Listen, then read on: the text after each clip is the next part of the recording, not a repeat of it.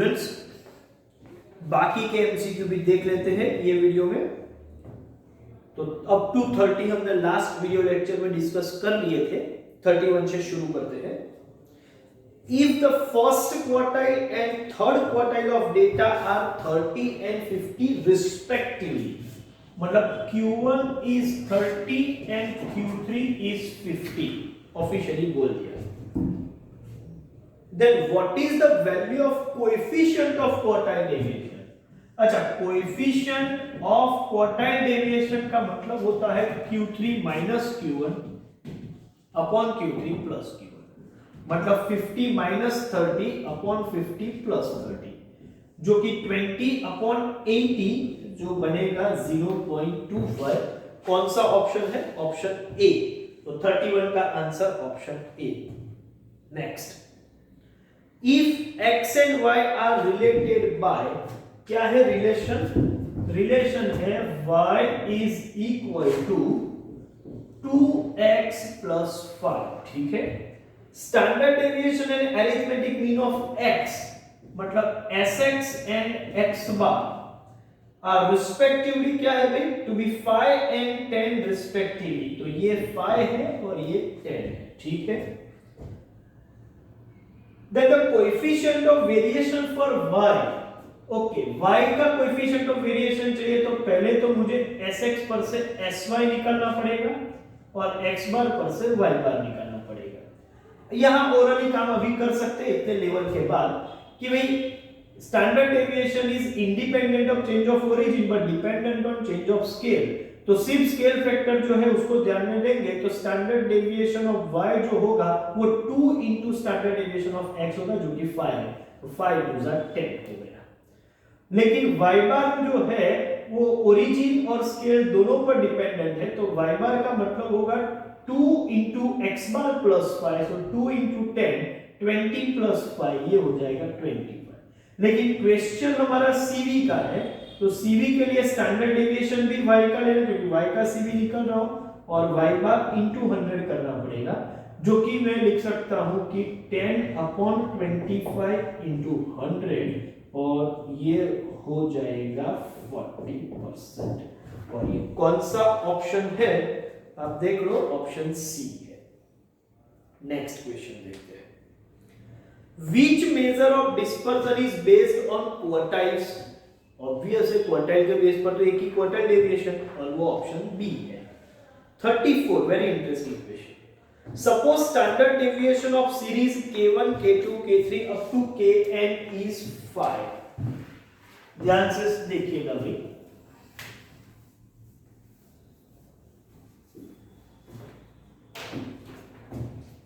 आपकी जो सीरीज है वो k1 k2 k3 up to kn, k की क्या वैल्यू है पता नहीं, लेकिन कुछ n ऑब्जर्वेशंस है और ये इनका स्टैंडर्ड डेविएशन जो है, ठीक है, वो 5 है, मतलब standard deviation of k is 5। अब ये बोल रहे हैं कि what will be the standard deviation of following series. तो नई एक सीरीज है जो कि बन रही है k1 plus 2 k2 plus 2 k3 plus 2, ऐसा करते हुए आगे जाएंगे तो kn plus 2। सिंपल सा मतलब ये होता है कि नई जो सीरीज है वो हर ऑब्जर्वेशन में +2 करने के बाद जो बन रही है वो नई सीरीज है। तो नए ऑब्जर्वेशन जो है उसमें +2 कर दो, सभी ऑब्जर्वेशन, मतलब चेंज ऑफ ओरिजिन जिसको बोलते हैं, सभी ऑब्जर्वेशन में मैं 2 ऐड कर रहा हूं, इसका मतलब अब मैं सीरीज का ओरिजिन बदल रहा हूं। लेकिन स्टैंडर्ड डेविएशन पर तो कोई इंपैक्ट होता ही नहीं है ओरिजिन बदलने से। तो नई नंबर 1 जो सीरीज है उसका स्टैंडर्ड डेविएशन नंबर 1 का क्या होगा? तो वही होगा जो पहले था, मतलब 5 का 5 ही रहेगा। दूसरी सीरीज क्या है? दूसरी सीरीज यहां पर बोली गई है कि वो 3 into k1, 3 into k2, 3 into k3 up to 3 into kn। इसका ये मतलब हुआ कि हर ऑब्जर्वेशन को मैं जब 3 से मल्टीप्लाई करता हूं, हर ऑब्जर्वेशन को, उसके बाद जो सीरीज बनती है उसका स्टैंडर्ड डेविएशन। अब मल्टीप्लाई किया मतलब चेंज ऑफ स्केल, और स्टैंडर्ड डेविएशन स्केल पर तो डिपेंडेंट है, तो जो नई सीरीज 2 नंबर की है उसका स्टैंडर्ड डेविएशन क्या होगा, जो पुराना स्टैंडर्ड डेविएशन था उसी को 3 से मल्टीप्लाई कर दो, क्योंकि हर ऑब्जर्वेशन को 3 से ही मल्टीप्लाई किया है, तो ये आएगा 50। तो अब क्वेश्चन में ये पूछ रहे हैं कि नई सीरीज जो है दोनों, उसके स्टैंडर्ड डेविएशंस क्या होंगे, तो 1 का 5 और 2 का 15 होगा। तो 5 एंड 15 वाला ऑप्शन ए में 7 3 है, बी में 5 3 है और सी में 5 एंड 15 है, तो करेक्ट आंसर सी होगा। तो यहां पर ये क्वेश्चन का करेक्ट आंसर सी, डी अभी देखने की भी जरूरत नहीं है। मुझे लगता है कि कोई कंफ्यूजन नहीं होना चाहिए, प्रॉपर्ली आपने समझ लिया। और भी कोई डाउट हो तो मुझे लाइव सेशन में पूछ लेना। आगे बढ़ते हैं। For 20 observation mean is 30 and mean deviation is 114.3। Mean deviation जो है वो 114.3 है, लेकिन मीन जो है वो 30 है।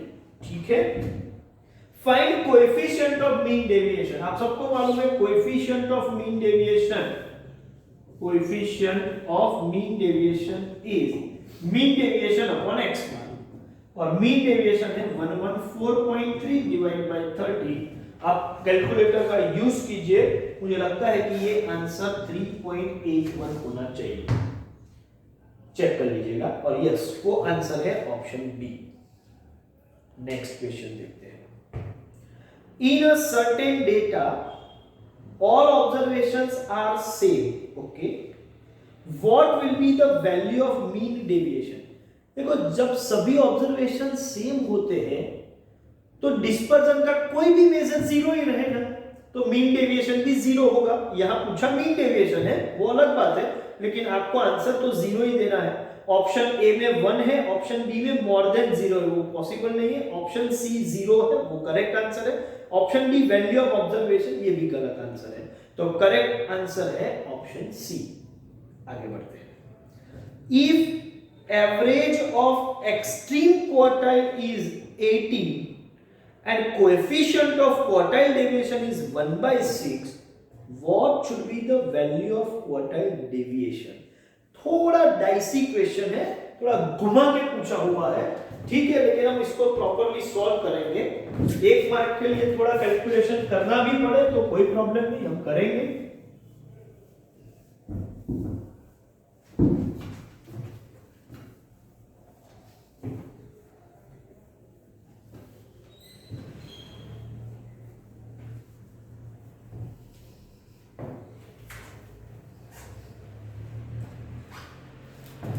चलिए, average of extreme quartile is 80। इसका मतलब है कि Q3 plus Q1 divide by 2, दो ऑब्जर्वेशन का एवरेज डिवाइड बाय 2, ये 18 है। तो समझ के चलो Q3 प्लस Q1 कितना होगा, 36। तो एक चीज तो ये हो गई। उसके बाद बोला है coefficient of quartile deviation. Coefficient of quartile deviation का मतलब है Q3 minus Q1 upon Q3 plus Q1, और ये वैल्यू है 1/6। अच्छा, इसमें Q3 प्लस Q1 तो 36 है, सो Q3 minus Q1 upon 36 is 1/6। इसका ये मतलब हुआ कि Q3 minus Q1 is 36 upon 6, जो कि बन जाएगा 6। एक स्टेप आगे फिर से लिखते हैं, Q3 minus Q1 equals to 6। Question क्या है, क्वेश्चन क्वार्टाइल डेविएशन का है, और आपको मालूम है क्वार्टाइल डेविएशन का मतलब Q3 माइनस Q1 अपॉन 2, मतलब 6/2। करेक्ट आंसर 3, और वो कौन सा ऑप्शन है, ऑप्शन ए है।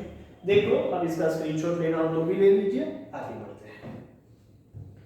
Next, Which is the ideal measure of dispersion? वो तो कोई बात ही नहीं है बोलने की, स्टैंडर्ड डेविएशन, और ये ऑप्शन ए में है।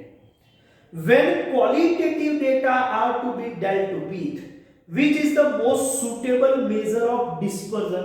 जब क्वालिटेटिव डेटा की बात होती है तो हमेशा पोजिशनल मेजर सुटेबल होते हैं, और डिस्पर्जन का पोजिशनल मेजर क्वार्टाइल डेविएशन है। तो इसका आंसर होगा क्वार्टाइल डेविएशन, जो कि ऑप्शन बी में दिया हुआ है।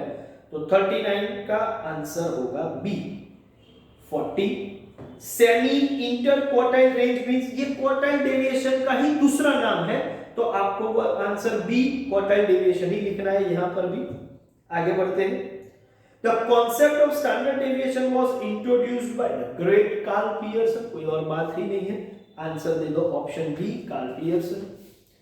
Next, if standard deviation of certain data is 3, what will be the value of variance? आपको मालूम है variance is the square of standard deviation, तो standard deviation 3 है तो variance हो जाएगा 9 और ये है option C. In which year Carl Pearson defined standard deviation? The year was 1893 और वो ऑप्शन बी में है। For a certain data mean and ST are equal, what will be CV? mean और ST जो equal हो जाए तो CV तो 100% हो जाए, क्योंकि CV का मतलब है S अपॉन x बार इंटू 100। अब ये दोनों सेम है तो वो तो कट हो जाएंगे, तो 100% आंसर जाएगा, बिकॉज ये दोनों सेम है तो आंसर ये हो जाएगा। आगे बढ़ते हैं। Next, state the value of CV if each observation is equal, her observation equal है तो स्टैंडर्ड डेविएशन 0 हो जाएगा, और 0 अपॉन एनी वैल्यू इनटू 100 करेंगे तो वो 0 ही रहेगा। इसका ये मतलब है कि 0 होगा, 0% CV होगा। नेक्स्ट, ऑप्शन बी है 0%, मतलब ऑप्शन बी। 44 का आंसर सी और 45 का B. A series has its mean as 15 and its coefficient of variation is 20, ST क्या होगा? देखो ये रहा कोएफिशिएंट ऑफ वेरिएशन का मतलब ही है CV is equal to S into X bar, S upon X bar into 100। और ये क्वेश्चन में बोल दिया है कि CV जो है, ठीक है, वो 20 है और मीन जो है वो 15 है।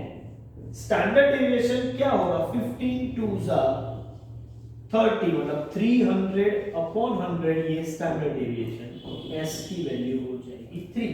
कौन सा ऑप्शन है? ये है option C. Next 47, the standard deviation of set of values will be positive and values are positive. ऐसा कुछ नहीं है भाई कि सभी वैल्यू पॉजिटिव और स्टैंडर्ड डेविएशन पॉजिटिव होगा उसकी वजह से नहीं, ठीक है। Positive and values are negative, values positive हो या नेगेटिव हो, स्टैंडर्ड डेविएशन या डिस्पर्जन का कोई भी मेजर नॉन नेगेटिव होगा, नॉन नेगेटिव। इसका मतलब या तो 0 हो सकता है या तो पॉजिटिव हो सकता है, कभी नेगेटिव नहीं हो सकता। तो यहां ऑप्शन में आपको लिखना है ऑलवेज, सी ऑप्शन जो है वो, ए बी तो निकल गए, ऑलवेज पॉजिटिव और 0। हाँ, ये करेक्ट आंसर है, डी देखने की भी जरूरत नहीं है, option C is the correct. Next, interquartile range include, interquartile range semi interquartile range quartile deviation है, लेकिन सिर्फ दो क्वार्टाइल के बीच का जो डिफरेंस है वो इंटरक्वार्टाइल रेंज है। इसका मतलब Q3 minus Q1 interquartile range है और डिवाइड बाय 2 करो तो वो सेमी इंटरक्वार्टाइल रेंज बन जाता है। क्वेश्चन यहां इंटरक्वार्टाइल रेंज का है तो Q3 minus Q1 is the correct answer. फिर भी देख लेते हैं। Interquartile range includes first 50% of the series, नहीं भाई, लास्ट 50% नहीं, मिडल 50%, क्योंकि Q3 और Q1 के बीच में मिडल 50% ऑब्जर्वेशन होते हैं। So correct answer is option C. Next, dispersion in terms of coefficient, coefficient के टर्म्स में जो भी डिस्पर्जन बोलते हैं उसको हम रिलेटिव मेजर बोलते हैं। फिर भी चेक कर लेते हैं, option a relative measure of dispersion, और वो सही ऑप्शन है, बाकी का देखो ना देखो कोई फर्क नहीं पड़ेगा।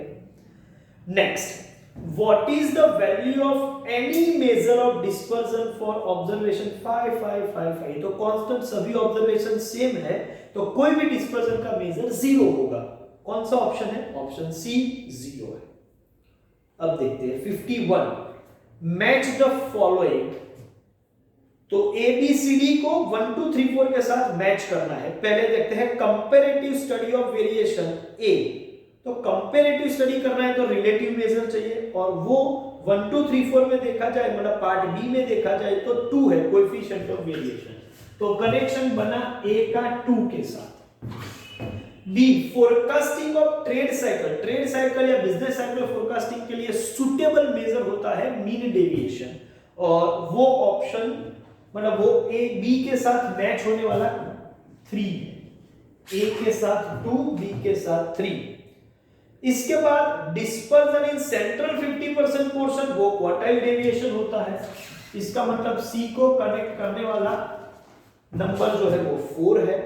And fluctuation in prices of shares in stock market की प्राइसेस का फ्लक्चुएशन काफी स्मॉल होता है और स्मॉल वेरिएशन के लिए रेंज यूजफुल है, तो डी का कनेक्शन 1 के साथ है, रेंज 1 में है। तो A2 B3 C4 D1 ये ऑप्शन कहां पर है? ये ऑप्शन ए में है, तो ऑप्शन ए ही करेक्ट आंसर है। Just tick mark option A and just go further. Next, the coefficient of variation of group A is less than the coefficient of variation of group B। बोलते हैं कि CVA is less than CVB, ऐसा बोलते हैं, ठीक है, ये बोला गया है। अब पूछ रहे हैं कि which group is more consistent with respect to variability। अब रूल ये है कि जिसका CV कम होगा उसकी कंसिस्टेंसी ज्यादा, तो CV A लेसर है तो ये मोर कंसिस्टेंट कौन होगा? A। कौन सा ऑप्शन है? ऑप्शन भी A है जिसमें A आंसर है। Positional measure of dispersion is a quartile deviation, without doubt answer है वो B। The mean of variable is 10 and coefficient of variation is 16। what is the variance of variable? देखो ये भी एक CV के base पर ही simple सा question है जो अभी किया था, ऐसा ही इसी फॉर्मूला का मैं यूज करूंगा। CV the mean of variable is 10, ठीक है, तो S upon 10 into 100 and the coefficient of variation is 60%। इसका फिगर आंसर जो CV है वो 60% है। वेरिएंस क्या होगा मैं आपको बताऊं कि ये 10 में कैंसिल करूं तो ये 6 equals to S आएगा। मतलब standard deviation is 6, but question is not about standard deviation, question is about variance and you know variance is a square of standard deviation, मतलब आपका आंसर होगा 36। तो ऑप्शन बी है वो 36। Next, standard deviation is calculated on the basis of standard deviation हम mode से या किसी और से नहीं, मीन के बेसिस से काम करते हैं। Mean, median, mode, any of this, sorry only mean. A is the correct answer. Blank is least affected by sampling fluctuations। Sampling fluctuation का सबसे कम इंपैक्ट स्टैंडर्ड डेविएशन पर आएगा, टिक mark option D. 57 all relative measures of dispersion are blank of unit of measurement। Relative major में कभी unit of measurement होता नहीं है, मतलब free from unit of measurement, तो यहां पर इंडिपेंडेंट वर्ड यूज किया है, तो ठीक है, independent of unit of measurement वो है option B. Next, range of 15 12 10 9 17 20, very simple question. Highest value 20 है, लोएस्ट 9 है, आई सपोज ये रिपीट भी हुआ है क्वेश्चन, तो 20 माइनस 9 रेंज की वैल्यू हो जाएगी 11। आगे बढ़ते हैं। If the lowest value of series is 0 then coefficient of range 1 हो जाएगा। मैं आपको बताऊं, रेंज का मतलब ही है कि xh minus xl upon xh plus xl, coefficient of range की बात कर रहे हैं। हाँ, कोएफिशिएंट ऑफ रेंज ये। अब बोला गया कि लोएस्ट वैल्यू तो 0 है, हाईएस्ट क्या है पता नहीं, लेकिन जरूरत भी नहीं है। xh माइनस 0 और xh प्लस 0 करेंगे तो हाईएस्ट वैल्यू जो भी होगी, ठीक है, और वो अल्टीमेटली कट हो जाएगी, तो आंसर होगा 1। सेम तो होगी, तो B is the correct answer. 59 का आंसर B होगा। 60 भी ध्यान से देखते हैं। The standard deviation of set of 50 items is 6.5. If every item is increased by 5, increase किया है इसका मतलब तो चेंज ऑफ ओरिजिन हुआ, और ओरिजिन से तो स्टैंडर्ड डेविएशन को कोई फर्क नहीं पड़ेगा, ठीक है। The new value of standard deviation will be exactly the same as old value. Old value क्या थी 6.5, तो न्यू वैल्यू भी 6.5 होगी। कौन सा ऑप्शन है? वो है ऑप्शन बी। तो 60 का आंसर होगा बी। आगे बढ़ते हैं। Which of the following measures of dispersion attain negative value? Dispersion का कौन सा मेजर नेगेटिव वैल्यू अटेन कर सकता है? एक भी मेजर नहीं कर सकता, वो हमेशा नॉन नेगेटिव होता है। तो option A range, B mean deviation, C standard deviation, एक भी नहीं, डी नन। हाँ, ये करेक्ट आंसर है। आगे बढ़ते हैं। The following is not relative measure of dispersion. Relative major कौन सा नहीं है इनमें से? Range coefficient. रेंज कोएफिशिएंट का मतलब कोएफिशिएंट ऑफ रेंज हुआ, वो तो रिलेटिव मेजर है, तो ऑप्शन ए नहीं हो सकता। ऑप्शन बी है क्वार्टाइल डेविएशन। हाँ, क्वार्टाइल डेविएशन है, कोएफिशिएंट ऑफ क्वार्टाइल डेविएशन नहीं है, तो ये रिलेटिव मेजर नहीं है, एब्सोल्यूट है। तो बी आंसर तो हो गया, फिर भी सी और डी पढ़ लेते हैं। सी है कोएफिशिएंट ऑफ वेरिएशन और डी है कोएफिशिएंट ऑफ मीन डेविएशन। 63, अच्छा 62 का answer B. 63, a measure of dispersion is indicator of the reliability of what? Reliability of an average. Dispersion इसी की तो वजह से पढ़ते हैं कि एवरेज की रिलायबिलिटी कितनी है वो चेक कर सके। 64, the third quartile, if the third and first quartile are 56 and 22 respectively, then the quartile deviation, third quartile 56 है, तो Q3 माइनस Q1 अपॉन 2 ये आपका क्वार्टाइल डेविएशन है। ये 56 है, फर्स्ट क्वार्टाइल 22 है, डिवाइड बाय 2 करना है, तो ये 34 डिवाइड बाय 2, मतलब ये final answer 70, option A correct answer A. 65, blank measures are not free from unit of measurement. Free नहीं है मतलब डिपेंडेंट है यूनिट ऑफ मेजरमेंट में। एब्सोल्यूट में यूनिट मेंशन करना पड़ता है, रिलेटिव फ्री है, एब्सोल्यूट फ्री नहीं है। और 65 का ऑप्शन बी है एब्सोल्यूट, तो करेक्ट आंसर ऑप्शन बी। तो चलिए सभी एमसीक्यूज हमने डिस्कस कर लिए। अब इसके बाद जो सेक्शन वाइज प्रैक्टिस है वो आप शुरू कर दो, और उसके जो भी डाउट होंगे वो हम लाइव सेशन में या डाउट सेशन में डिस्कस कर लेंगे। तो यहाँ पर हम मान के चलते हैं कि पूरा सेशन खत्म हुआ या पूरा चैप्टर भी खत्म हो चुका है। डाउट सेशन में बाकी के जो भी सेक्शन वाइज प्रैक्टिस है वो आप पूछ लेंगे। चलिए, तो ये सेशन यहाँ पर कंक्लूड करते हैं, चैप्टर भी कंक्लूड हुआ। Thank you very much.